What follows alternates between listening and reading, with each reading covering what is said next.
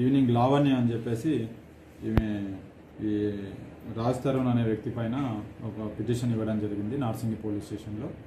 ఈ లావణ్య అనే వ్యక్తి ఈ రాజ్ తరుణ్తో ఒక ఇద్దరు కలిసి రిలేషన్లో ఉన్నట్టుగా, ఆ రిలేషన్ తర్వాత ఈ రాజ్ తరుణ్ అనే వ్యక్తి ఇంకొక అమ్మాయితో ఉన్నాడు, ఆమెతో కలిసి ఉంటున్నాడు. సో నన్ను వదిలేసి వెళ్ళిపోయిండు. అవతల ఎవరైతే అమ్మాయి ఉన్నారో ఆ అమ్మాయి ఆమె కానీ ఆమె రిలేటివ్స్ కానీ ఈమెని థ్రెటన్ చేస్తున్నట్టుగా ఒక పిటిషన్ ఇచ్చింది. దాని మీద మేము ఒక పిటిషన్ రిసీవ్ చేసుకొని ఎంక్వైరీ చేస్తున్నాం. ఎంక్వైరీలో ఆమె ఇచ్చిన దానికి అలిగేషన్స్కి ఉన్న ఎవిడెన్స్ కానీ అది కానీ ఉంటే యాజ్ పర్ ప్రొసీజర్ ఏముందో అది ఫాలో అయ్యి ఇన్వెస్టిగేషన్ చేస్తాం. గతంలో లావణ్య మీద కూడా కొన్ని కేసులు నమోదై ఉన్నాయి కదా. మా దగ్గర డ్రగ్స్ కేసు ఒకటి ఉండే, అది